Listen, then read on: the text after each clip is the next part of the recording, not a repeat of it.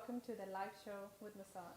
Today I have the privilege to be with Samina Mahmood, who left being a teacher to be an online entrepreneur. Here she is today. Assalamu alaikum. Walaikum assalam. How are you? I'm great. Thank you so much for taking out your time today. And your story was very intriguing to me because I feel that there's so many online entrepreneurs, women especially, who have children and everything, and juggling a career like that. It must be difficult. It is, but it's very, very rewarding. So, Very rewarding. So you was a teacher before, like you say? I taught for over 20 years. Yeah. Wow. So what subjects were you teaching? I started off doing ESOL classes, teaching people from abroad, Okay. and then moved into education, special needs education. Oh, okay. So what made you to decide that's it, I don't want to teach anymore? And who introduced you to cryptocurrency? Is it that you became an online entrepreneur with, which is very, very interesting. Yeah, I was looking at different opportunities that were out there, and a lot of them they had a lot of products that you had to sell, and there was a lot of stock that you would have lying around the house, and I didn't want that to be the case. I wanted to do something that was online and stayed there basically, and not cluttering up the house. And this one, it had the best return as well. Because obviously, when leaving a career like that, you have to have a good, a sound mind and financial support. So it had to be something that was giving me a good amount of income as well. Okay, so what was your, who got you into this cryptocurrency? I was introduced to it last year, this time. Okay. So it's been 12 months now, and the person who introduced me was somebody that I really, really respected. He was an online marketer himself, and he'd introduced me to a couple of other businesses in the past. One was a holiday business. That didn't really go that well. I think I've heard of that one. Is it Make Your Dream? No, Dream Holiday? Or It was, I don't know whether I should mention names. No, that's fine. That's fine. Don't need to. Yeah. Okay. So like one of those, because I've heard a few programs out there and I've looked into them. Because, I worked online as well, and I understand it's very, very hard to juggle and learn all the things. So were you very good at computer skills and stuff like that? Or did you have to learn along the way?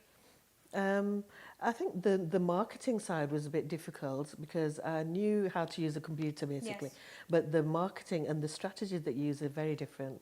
When you're actually talking to people, introducing any business, it is really difficult. You have a lot of challenges that come in the way. Yes. So do you invest a lot in the marketing, or is there, do you have to have initial investment as you go into it? Yes. Yeah. You did. Was it hard? A little bit of investment in there. And the main thing is you have to have good leaders. And if they explain the business to you properly, there's so much potential that you can earn. Yes. It's phenomenal. So that's the way I did it. I learnt from my leaders, and then took it to the next level, I think, because I sort of targeted a lot of my friends, my family, and a lot of women, which they weren't able to target, because as men it's a bit difficult. Yeah, of course. So it must have been very, very challenging, especially bringing up children and being married, and how did you cope with it all? Because trust me, it's not easy. It wasn't easy. I know. It's not easy being a woman. So how did you handle it? How did you juggle it all? It was a step-by-step situation. The good thing was I was working from home, so it didn't take much time away from the family initially. And the children had a little bit more time with me. After school, I'd make sure that I wasn't doing any marketing after they finished school. During the daytime, I was more free, so I was doing most of my marketing during the daytime. And when I had meetings, I did them while they were at school as well, so it didn't take as much time from family. Okay, so tell me a bit more about cryptocurrency, because I've been hearing a lot about this, like a new currency, new money. So it's like, if there's so much money, everybody should have it. Definitely, yeah. I mean, that's the whole idea. That's why it's so fascinating. And if Richard Branson and if the Bill Gates type people are doing a business, of course, yeah. Oh. Because it started from America, actually. Okay. Cryptocurrency and the whole concept came from there, because they've been using digital currency for a long, long time. And the concept was quite easy to grasp for people that want to make money from money, basically. Okay. And entrepreneurs are those sorts of people that they will, have wacky ideas, but then they make them so accessible for everybody, and even for the poor. created bank accounts for people in poorer countries, which is Wow. fantastic. You know, it's a really good platform to be able to help those in poorer countries. So you're saying that your business not only helps people like yourself to achieve better, it's actually helping, like obviously I've seen lots of cryptocurrency marketers out there who are actually financially free. So they're not just financially free, but they're helping the third world countries as well, like you say. Absolutely, yeah. And that's what, a lot of the entrepreneurs want as well. They don't need wealth for themselves anymore. They want to help those that are less fortunate, basically. And for a lot of people, they had to travel quite far to go and access their money. They had to stand in queues for hours, to actually go into a bank. And as poorer countries, it's really difficult to get out of the house in the first place, for transport reasons. But to have to stand there for hours while your relatives are trying to send you money and you just can't do that. So this, through your mobile phone app, you can actually create a bank account and you can transfer money from one account to another without any surcharges. And that's the fantastic thing about it. And it's helping people in a lot of third world countries. Africa is very prominent, Pakistan, India, Bangladesh. But my question would be, but this money is not visible. So how do they use this money then? Do they can actually take it out, or? They purchase things online. We have a deal shaker, which is like a platform where you can buy things online. So the value of the currency is determined by the sender and the receiver. Okay. So then, as the network's grown, the value of the currency has gone up as well, and it's gone. At the moment, the Bitcoin is roughly valued at $1,200 per Bitcoin. Yeah. But isn't it cryptocurrency Bitcoin? Are they no? Are they different? No. It's a cryptocurrency. Okay. And OneCoin is the currency that I'm doing, and we started off at 0.40 cents in euros, and it's gone up to 9.95. Okay. So how do you benefit from it? So what do you have to do in order for you to make money from this? Well, initially people can purchase educational packs. Okay. So there's 7 levels of education. It's called the One Academy. And people really don't know a lot about finance and how it works worldwide. So this is one platform to educate people, and that's particularly why it benefited me, because I feel like I have a gift to teach. Oh, okay. So through this, financial structure now that's come in place through digital money, I can actually help to teach people. So that is, so obviously your previous skills are working.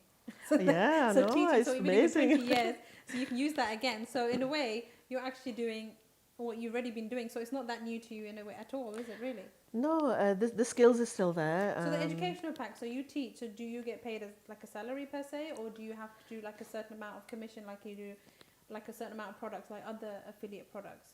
There are benefits of actually going up in ranks. So a lot of us that have a big network already, when we introduce the business to other people, we get commissions, and the commissions are paid every week. Oh, okay. So every Monday we get paid our commissions, and then what happens is that if you reach a certain target within a month, you can actually have these positions which are like sapphire, ruby, emerald, and those are not that difficult to achieve actually.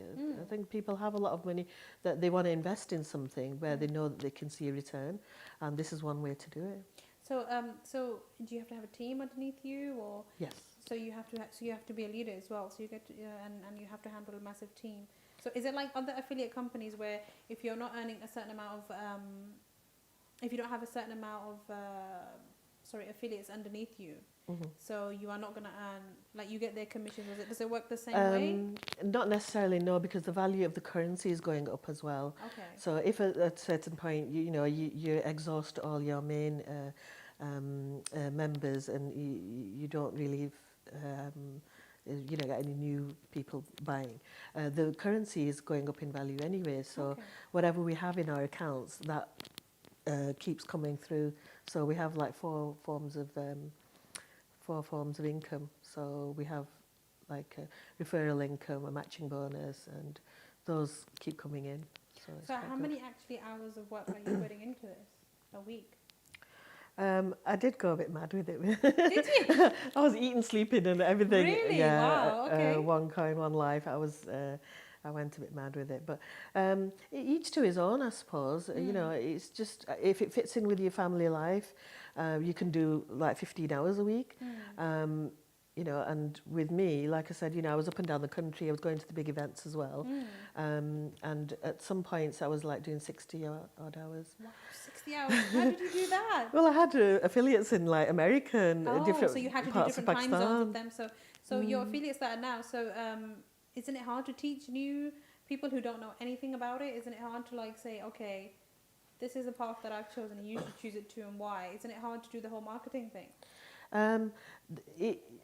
Because I know these, you know, the friends of friends, and I know I target certain people that are already networkers, because they grasp how the business structure works, basically. Okay. You know, a left side and right side, and in networking terms, they understand that, Okay.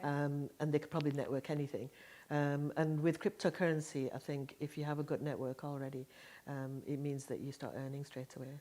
Oh wow! Yeah, it's So really good. when you got your first commission, how did that feel? What? It was a hallelujah moment. Really? No. It was. So your first commission. So how many hours did you have to put into that to get to that commission level? Did you have to put lots of hours in, or? Luckily, you know, I was in a really good team already, and they got me to the sapphire position within 2 weeks. And so the first sapphire, which commission, level is that? Is that like first, second, or third? that's the first one. Okay. Within 2 weeks. Wow. Within Okay. 2 weeks. So what happens is that the income comes in every Monday. So I was able to sort of over about 7-8 months, I was able to buy a new car. Oh wow! So I was really happy. Really? So wasn't it difficult to explain to your partner, like, this is what I'm leaving my teaching job to this online? Did he think you were bonkers? He did. And that's coming from someone who's already a travel agent, and he knows how the system works and So everything. how did you convince him? What did you do? Was he thinking, you know, it must have been hard, like him saying, you can't do this, you're being silly, you know, because I think the image we have nowadays, and I think is that until you don't have a physical job, you can't make money smarter. I think it's just that belief system that we've been grown up with. But actually nowadays there are so many opportunities out there. You can literally make money from anything. Yeah. So how did you convince him? Was it the first paycheck in the car? Well, I kept it a secret, just between you and me. Okay. And some of the viewers. Okay. I kept it a secret just for about a month or so, until I went to the bigger events. So while you were still working? Well, I was still working, yes. Okay. And then when I started seeing a little bit more of an income, because I obviously, you know, I run a family, you know, I've got mortgage and everything, so I couldn't have left my my college career until I had a good income coming in, and that's when I made the decision. So he was okay with that, you know. So you made the decision within a month after being with cryptocurrency that you want to leave your job? Yeah. That's amazing. No, because many people would be scared to say, oh, I'm not going to... you know, it's very hard to make that decision, really, to leave your normal job and to just give this 100%. So, do you have to work? Did you have to carry on working? Maybe that's why you went crazy then. It was for 60 hours because you didn't have a job to focus on anymore. No, that makes it easier. So, what would your advice be to online entrepreneurs? What would you say to them? Like, you know, if you want to be an online entrepreneur, should you leave your job straight away, or you know? What advice would you give? I think you'd be very, very sensible. Have your head screwed on. Maybe even do two different online businesses. That's a must, I think, because it's very easy to get carried away with the momentum of it all. And you know, not every opportunity is for every person. Because some products, they may look all flash, but they may not have that longevity. And some things are a fad, you know, like even diet things. You know, we go through a lot of products that really, you know, we'll just use them for a while, and then either they become too expensive over a period of time, or even makeup ranges. You know, you get bored with one, and then you want to try something new, and then customers are like that. You know, they do want to have a bit of a change. So that's why I had, you know, I would advise have two Like, online do your homework online properly businesses. and stuff like that. we'll get back to you in a minute. We have a clip of Bitcoin, of actually how it works. And Samina gave me a video which I've cut down shortly to show you exactly what it is. Is inevitable. According to the World Bank, over 40% of the adult population and more than 2 billion people worldwide are outside of the banking system today, limiting many to a state of poverty and discouragement. This is a major problem in the world today. However, challenging times are also the most powerful times, as they make us creative, searching for newer and better solutions. The current banking system was developed over 60 years ago, but newborn ideas and innovative technology has opened the door to a financial evolution that holds the power to transform our entire world. The money we use today is called fiat currency. The term came out of the idea that a claim check or a dollar was backed up by gold. I have directed Secretary Connally to suspend temporarily the convertibility of the dollar into gold or other reserve assets. This changed in the 70s when the US government canceled the direct convertibility of the US dollar to gold. No fiat currency has ever retained its value over time, and the principle is easy. Every time the central bank prints more currency, the currency we have in our pockets loses its value and is called inflation.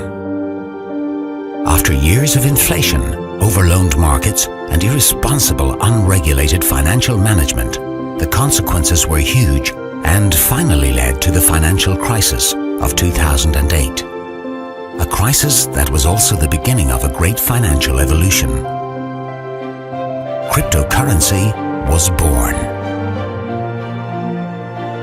The idea of cryptocurrency was to create a new currency that was free from inflation and based on the same principles as gold, where supply and demand is creating the value. An idea based on the perks of technological advancement that could provide us much faster, cheaper, and more secure transactions. Since then, a lot has happened, and around a decade later, cryptocurrency has started to impact our entire world. Do you think this is a currency that's really going to work eventually? Well, I think it is working, and there will be other currencies like it that may be even better. It's legally seen as a commodity in the United States, while in the European Union, it's classified as an asset. Today, all major banks have realized the impact this type of currency will have on our monetary system, and banks around the world are now looking for innovative ways to implement cryptocurrency and the underlying technology, the blockchain, in the existing banking system. Cryptocurrency is still a new concept to a lot of people, but the innovation is becoming an accepted new form of money, just in a digital form. However, it is the underlying technology, the blockchain, that holds the power to transform not only our monetary system, but the whole way we operate in society today. Not many people believed in the internet 30 years ago. Today, around 40% of the world's population is connected to the World Wide Web. In 1995, it was less than 1%. What made the internet so successful was that it was open for anyone, and we could start sending information instantaneously worldwide. The blockchain, on the other hand, is the internet of value, and it gives us the ability to transmit not information, but value in the blink of an eye worldwide. The internet is a communications protocol, while the blockchain is a protocol for value exchange. The blockchain technology, the foundation of cryptocurrency, is right now being implemented in most areas of society. The stock market, in sales records, in contract processing, and of course, within the financial sector of payments and transactions, to name a few examples. The new era of finances that you are about to discover is the second generation of internet and the blockchain. Cryptocurrency, the future of payments, is about to revolutionize the economy as we know it today. My mistake. It's actually OneCoin, not Bitcoin. Talking about Bitcoin, I want to mention something actually. far as my research about Bitcoin is, I think it can go a bit into the danger zone of going into the hands of criminals, and I think Samina would explain that much better. Can you explain the difference between Bitcoin and OneCoin? Because I've heard if you transfer funds in a Bitcoin, you cannot really trace it, and also it can get into the wrong hands of the people, and also it's very easy to hack into. So why make something like that? What happened in the past is when it first started, even the even the person who actually created this Bitcoin, nobody even knows who he is. We have a name now. He's even vanished. The money vanishes. The guy vanishes who created it. And I think I don't remember the name, but I do remember a friend of mine mentioning it. So yeah. So what happened? So he created the system. So he created a system from his room, Right. and it was so encrypted that even the FBI couldn't hack into it. Oh. It was a very, very secret code that they'd actually made. Now, because it got into the wrong hands, a lot of people were buying arms. They were, maybe buying drugs, things like that. And so that's why even in America they banned it for a long time. Now, they've recently done like a white paper where they're able to trade it now. And even in the UK, where they've got cash machines that actually you can take your Bitcoin card to one of the machines, especially in London. I think there's 3 in London. And you can actually withdraw money. But the thing is, it's the exchange system now. It's got to have KYC. It's got to be KYC regulated. What does KYC mean? Know your customer. Okay. You have to have some regulation where you know who's actually giving money to you and who you're giving money to. And it has to be traceable, so there has to be a blockchain. And those transactions really, really, it's very important. So Bitcoin now, is it still quite dangerous? It's still dangerous because I think so many $1 million. If somebody, say, buys $1 million house, the rest of the people start to panic and they start to sell. So the value of the Bitcoin goes down. So a lot of the value of the Bitcoin will just get wiped off.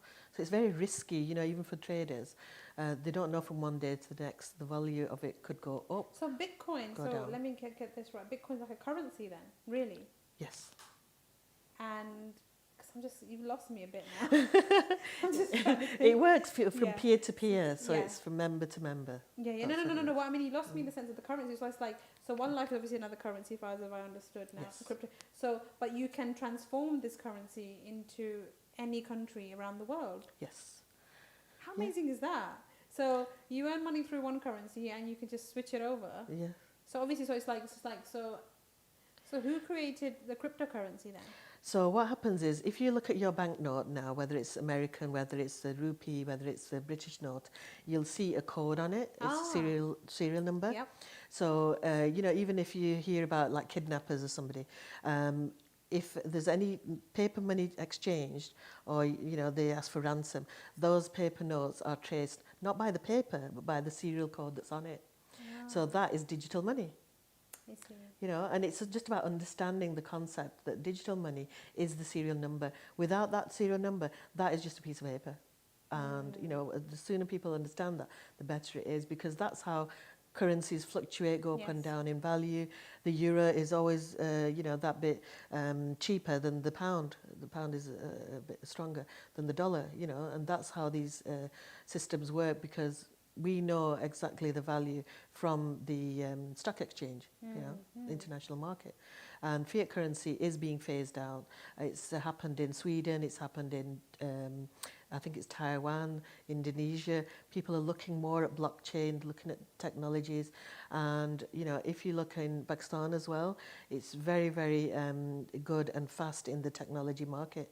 And what we're trying to do is sort of raise awareness about it, because at the end of the day, we've all got credit cards and we're exchanging value every day, through credit cards, PayPal, so it's MoneyGrams. like digital, really. So it's just all digitally format. So I want to touch base a bit more on the third world side of things. So so in your opinion, so anybody, are there any affiliates out there as well who are benefit from this as well, so that rather than having the problem of going out and getting a hardware job and stuff like that, because it would be lovely if we could all do the same thing, wouldn't it? We can all work smarter. Yes, yeah. I mean, they already have M-Pesa in Pakistan. I don't know if you've heard of M-Pesa. it's prominent, and you know, those sorts of currencies are being you know, used. We just don't know about them. You know, over there as well, there's lots of places like people will have a mobile phone, they'll have internet connection. That's all you need. As long as you've got, you know, Wi-Fi, you can actually create an account. I think everybody has a smartphone nowadays. Even the shoemaker has a smartphone. I'm sure that's how he WhatsApps his clients. Come on, your shoe is ready. Come get it. Take a photo if you don't like it. I think it's you know, it's great that technology is becoming very available to even the, you know, the very people who don't have enough money to afford it and stuff like that, and it's fantastic. And the other thing is that if you want to buy something that's big, like you want to buy some land, okay, it's very difficult to, you know, send like hundreds of thousands of pounds across countries. Obviously, the governments get involved, and they think you're doing something dodgy. But with this sorts of currency, it's actually digital, so it goes from one account to the other, and you don't have any, you know, problems with any extra charges being put on that. Oh, so there's no currency charges? No. Wow. Because say with MoneyGram, you know, there's a limit, isn't there, of how much money you can send over. And even then you're paying like £10-12 per transaction. Yes. Well, with this, you don't have any transaction fees. Oh, wow. Because really, technically, you already have paid for your internet connection, you paid for your mobile, your laptop. So why should you have to pay to get your money? Get your money over there. It just doesn't make sense. So this is one way of doing it, doing those transactions without having any of those bank charges. So you wouldn't... So by the looks of it, you're enjoying this a lot, aren't you? Yeah, I've met some phenomenal people. Yeah, through I've it as seen your well. profile. You've met lots of different business people on your, you know, you met lots of actors. And I think every weekend you're going to some event. Trust me, just look at her profile. You'll be surprised. She's even got a photo next to Sunil Shetty. I don't know who's going to be next. You know, so it must be great. It's building relationships with people that you would that's never. What business is. This is one thing that many people get confused with. Business is not money. Business is not how much money you invest in or how much you market. It's networking. Absolutely. If you are networking well, you are talking to people, you are learning, you know, you're learning from your peers as you go along the way, and you're applying every little bit of seed that you get, and then that's how you create a successful business. And I feel many people get confused and they don't want to socialize, they don't want to talk. You have to get out there, because actually it's an effort, isn't it, really, for you? Because you have to. It's a big effort going out. And you have to, and what about the confidence factor? So tell me a bit about yourself. Like, wasn't it hard at the beginning to have the confidence of actually approaching people and talking to people? Like, it must have been difficult. I think the most difficult thing is the first time you do it. Once you've done it once, it gets easier and easier as the days go on. And the other thing is that social media has made it absolutely easy for anybody. You can, you know, sit at your laptop and you can do it from the privacy of your own home. You know, you're just almost talking to yourself, really, aren't you? And you just put yourself out there and people contact you. Mashallah, you know, touch wood, I'm at that situation now where I don't really need to make an effort, but I help my team. Oh, wow. So, you know, as long as the team can get in touch with me, they ask me questions, and then I can sort of help them that way. And we do Zoom calls, you know, abroad to Pakistan. Obviously, I can't go every few weeks to Pakistan, but we've had a really good... Skype meeting or... Yeah, we've had a really good, you know, tour of Pakistan. You know, some of the doctors in the NHS have been going abroad, and they're doing bigger and better platforms out there, because not only are they doing the cryptocurrency, they're doing a malaria campaign at the moment. They're opening up a new ward for kidney dialysis. Oh, wow. And some of the cricketers are getting involved. So that's just wonderful. It's really, really helping a lot of you know, charities as well. Yeah, like communities is helping people. Lots of community. That's great. And I think if everyone gave charity, a bit of charity, nobody would sleep hungry. Absolutely. So that's absolutely fantastic. So on the confidence side of things, so you're saying the first time was a bit difficult. So so when did you have your first event? Was it after a month, did you say you went to the first? I went to an event after the first month, which was in London. It was the mega event. Oh, wow. People had come from all over Europe, from Sweden, Denmark, Germany, China. We had a big delegation came from China. And we were in the Wembley. Wembley Arena. SC, is it SCA? Yeah, Wembley Arena. Okay. So there must have been about 20,000 people there. from all over the world, not just the UK. So when I saw that and they were all being given Rolex watches, that so helped. Oh, wow. So yeah, they were rewarded with really good gifts. Which team was that? Was that the diamond stuff? Or which? They were, I think they were probably diamonds at that point. Oh, okay. Yeah. Again, Rolex watches. What did you get? I was only starting out. I got a shield. At least you got something. Yeah, I did. You didn't go empty-handed. That's No. great. So that must have obviously boosted your confidence a bit more. That look, this is something I want to do. This is the lifestyle, I want to choose. And another thing is, so how did you just instantly make friends, or was it easier for you because you're a teacher? So for you to have that, you didn't probably have that much of a barrier. Shall I say one thing, right? That a lot of the youngsters now, they understand all this cryptocurrency stuff. And I was like, really? I thought I was targeting the older generation, but it wasn't. They are very skeptical.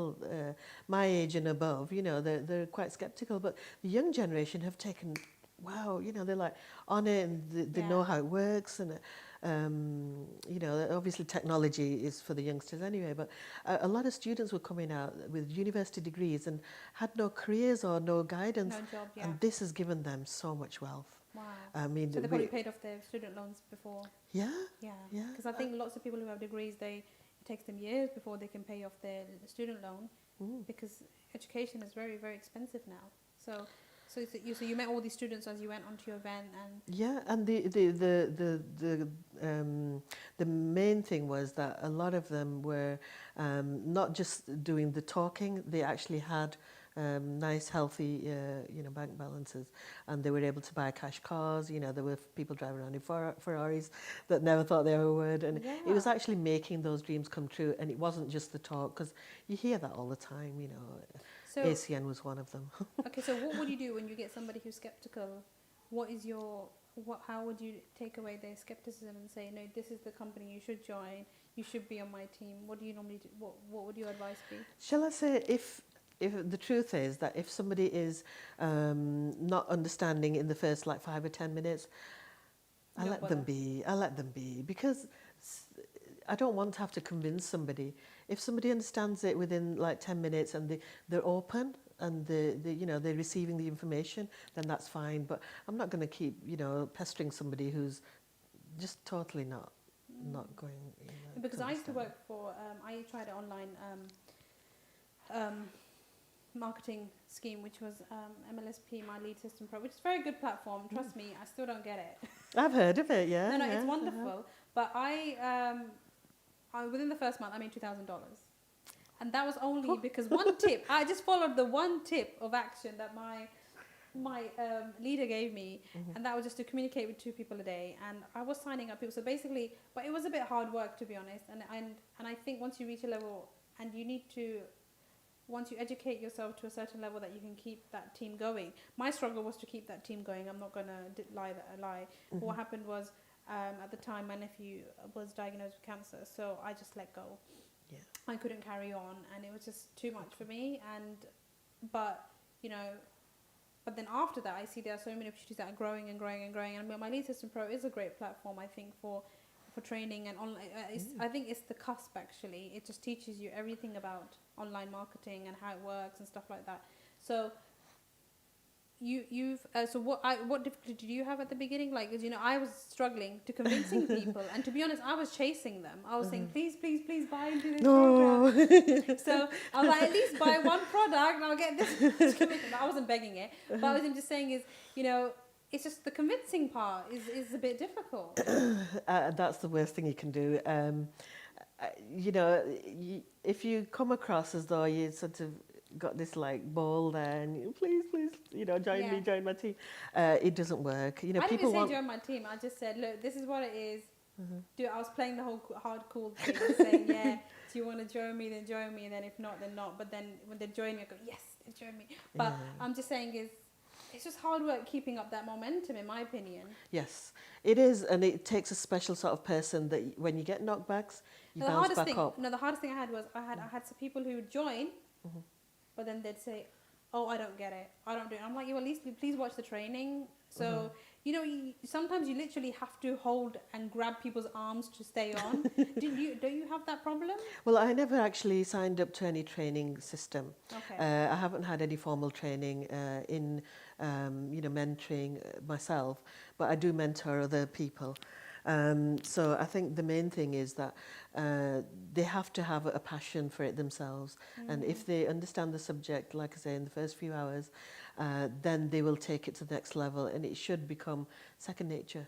They should be able to talk to people naturally, normally, in a normal conversation, just drop it in. Oh, how much did that cost you? How much did that table cost you? Wouldn't you like a different opportunity, somewhere where you can buy that table and you can, earn some commission out of it? Yeah. Because you were talking about it anyway. We like it, we like the design. So why not, That's a good way of putting it. Yeah. So if they say no, it doesn't bug you? No. I think that's the hardest part, isn't it, getting rejection?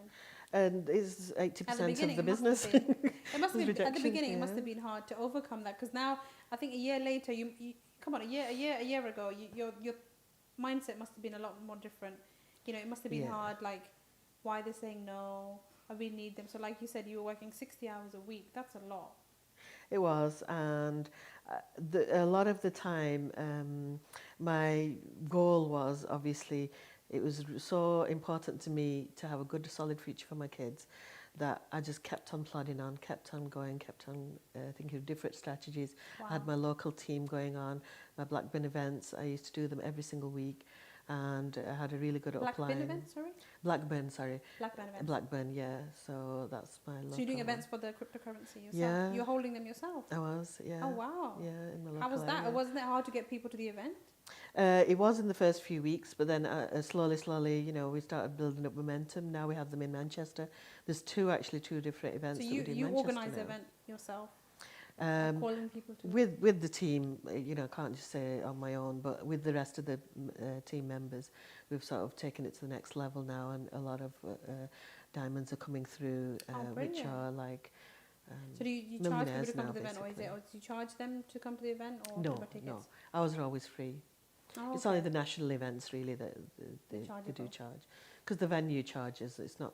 So at coming these to events, us you just direct. hold a very big presentation of how the whole system works and how it would Yeah. benefit them, and that's a great word. So you was doing that every week at the beginning. Yeah. Every week. How many weeks did you do that for? About 4 months.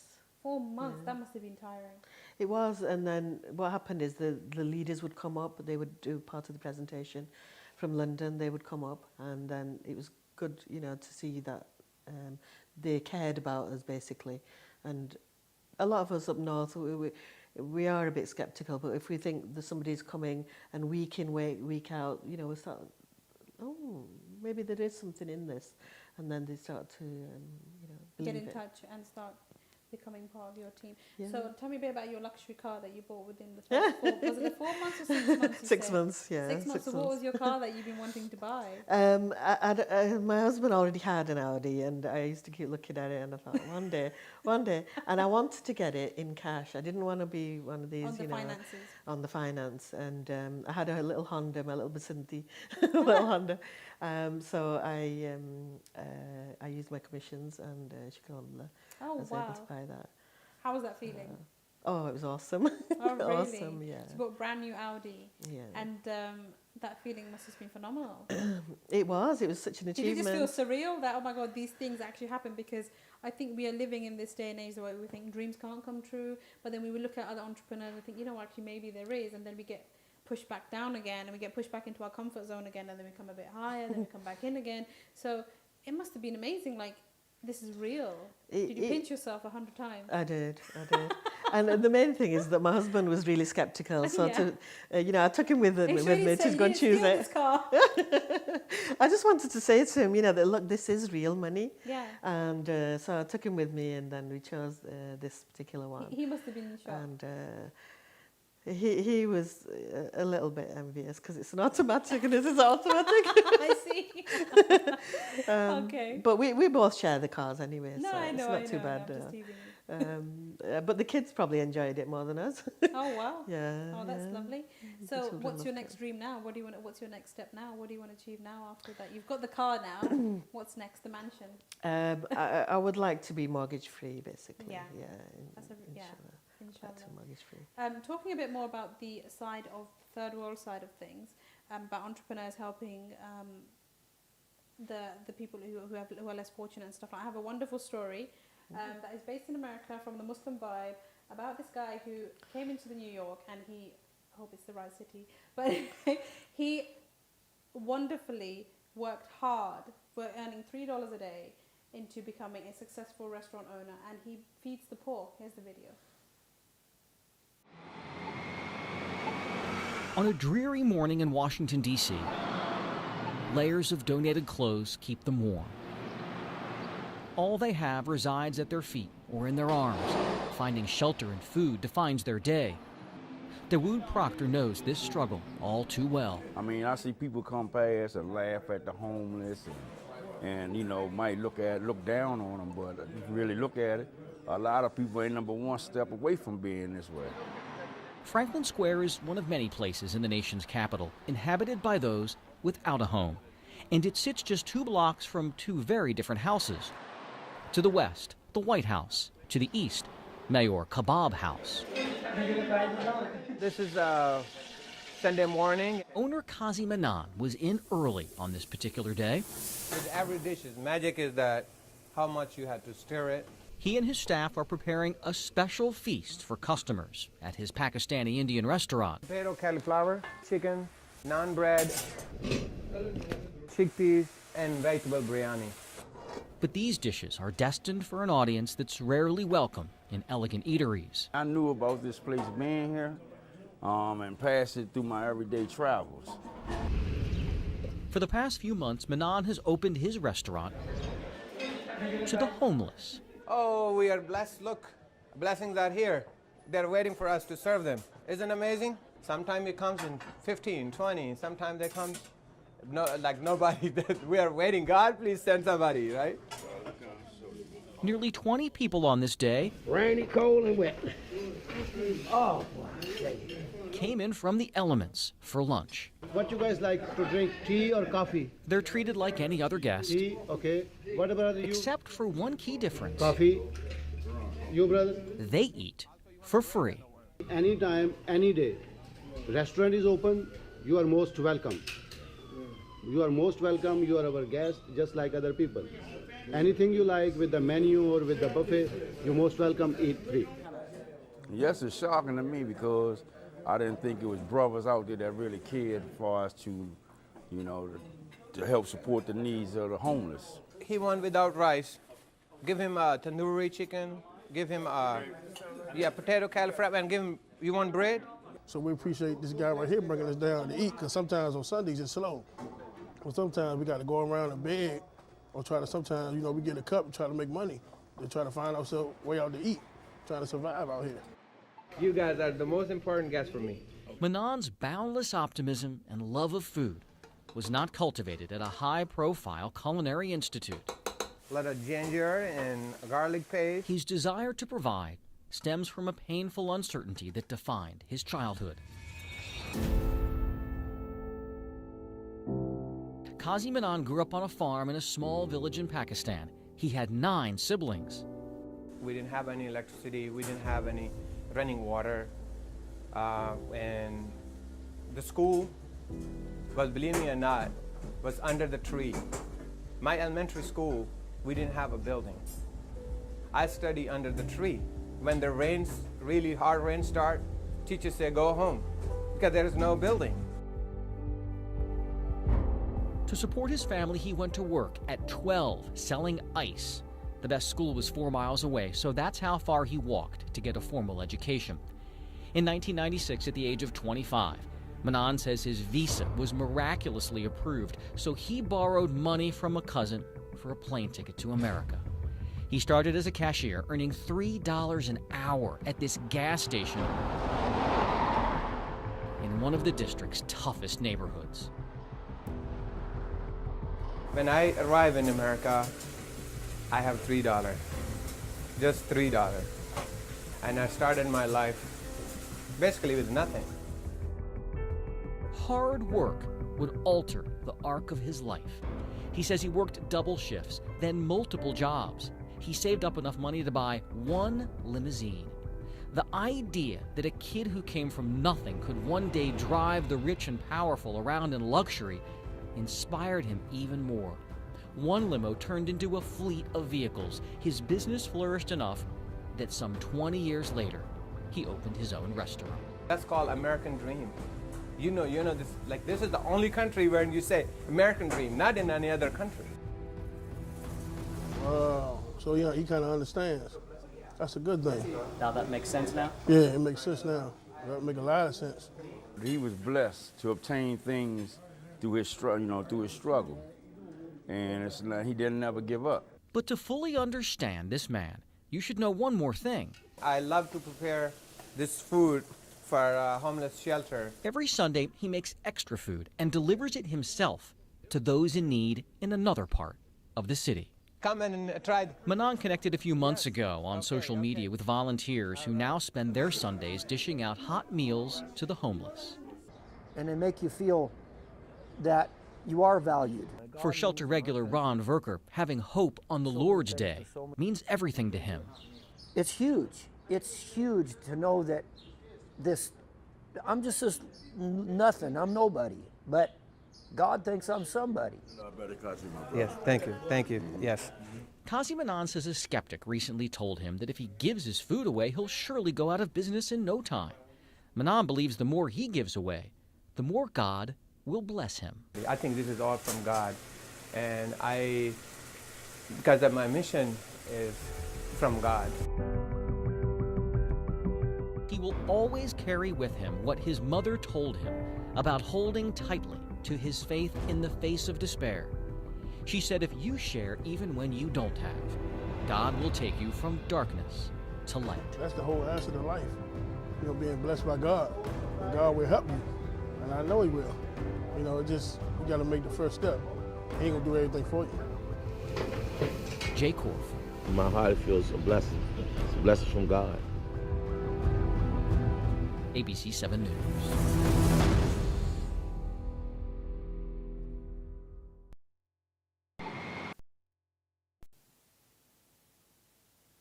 What a lovely story from Washington, D.C. That's a big shout out to the Muslim Vibe. Follow them on YouTube. They have wonderful videos from around the world. Samina, you mentioned you were married before as well. So this is your second marriage. Yes. So would you like to talk a bit about that? Yeah, I was previously married to a first cousin. We were okay. We were together for quite a few years, but we just drifted apart.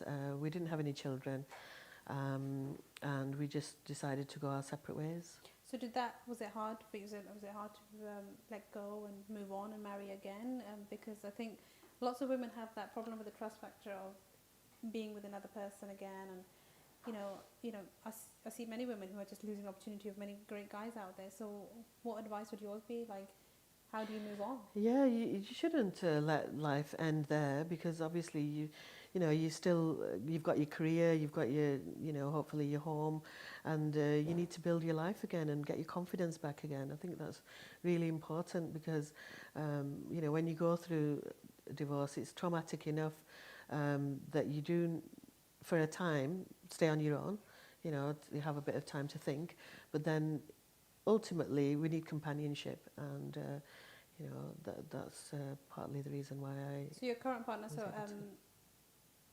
you decided that's it, I'm ready. How many years later did you get married?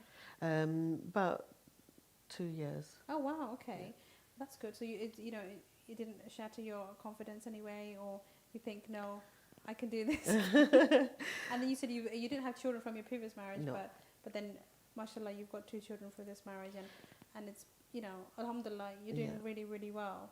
It was just kismet, he's remarried, my ex has got married again, and he's got children, and I remarried, and I've got children. Yeah, it's just one of those things. And, alhamdulillah, I've got my 2 boys now, one's 7 and one's 6. Oh. And they're doing really, really well. And you mentioned you work with a group of women where you take them on outings and stuff like that. So yeah. Is that those women who are mentally you know, like, sorry, who are depressed and stuff like that, that you go to cheer them up, or? Yeah, I think there's a big a problem in our community, Yes. and a lot of women don't have that platform that I had, you know, where I can actually help and encourage other ladies, and I just feel like even if it's one person that I can help, it's something. So I started this Facebook page first, and you know, alhamdulillah, got some really good feedback from that. And so what we've done is on a local level, we've got a really nice group going on where we help each other through not only business, but building their self-confidence, coaching, mentoring, and bringing them out of their comfort zone so that they can actually become part of the society again. You know, it may not be that they don't want to, you know, get married again, but they're still part of our, you know, society, and they can still do so much, you know, and we do like arts and crafts, and then sometimes we take them out on trips. Oh, that's lovely. So when it comes onto the mindset of things, what would you say about when it comes to having a business mindset or a personal mindset? What is your perspective? Well, a lot of the times we're doing business from home anyway. I think our community is such that we may sell clothes from home, or we may sell, you know, makeup or whatever anyway. So I just think we have those skills just to utilize them and bring them to the front and share them with your friends and maybe make a little bit of money along the way. So. Okay, so I'm talking about your mindset of things. So, like, how would you feel that on the personal perspective, like, what should you be thinking? Like, because I feel there are lots of many women like yourself who are online entrepreneurs, but they're struggling. Not struggling as for the company per se. I'd say they are struggling with themselves as individuals. So what advice would you give to them? Like what is your mindset? Because you just seem like nothing phases you. With me, my why is my children, and when I look at them, they give me so much energy, and they give me so much love that it gives me a reason to wake up the next day. I have had postnatal depression. Okay. You probably can't tell now, but mashallah, you know, I had some good help from the local community, and you know, anybody who you find who's been through the certain things that I've been through, they do need a lot of help. Yes, postnatal depression is very hard. Yeah. So, you know, have a reason, have a why. It could be anything from, you know, just a small reason, or it could be something big, like I'm saying, you know, for children and for your future, maybe for your parents, you know, just to be a rock solid person so that your parents know that they can, you know, rely on you in old age, because that's a massive issue as well these days. Especially you know. in the Asian community. Yeah. But it must be hard to keeping the consistencies. And isn't there any roadblocks that you would say? Because I feel that people just get pulled out and then they go back in again. Like, that's the thing with depression, isn't it? You can never judge with it. One day you'll be anxious, one day you'll be happy, one day you'll be depressed, one day you'll be sad. So, like you said, you should find your why. So once you find your why, it gives you the energy. Yes. And same thing with the business as well, because it's like, when I'm talking about a person, like, you know, the same thing on a business mindset of things as well. You would, so basically, I feel you just look at your kids' photos and you think, this is why I'm doing this. They're on my screensavers everywhere. Oh, that's lovely. Yeah. Okay, so really like I say before end of each show, I would like to ask Samina, what is the one advice that you would give to everybody that they could apply to their lives? I think the most important message that I can give is be sincere, be open, and be happy. Whatever life challenges come along, try and be strong and realize you're worthy of every single thing that's happening. You're worth more than that. And just believe in yourself. Wonderful. Thank you so much for coming. Until next time, next week, next Friday, 8:30 on the Life Show with Musart.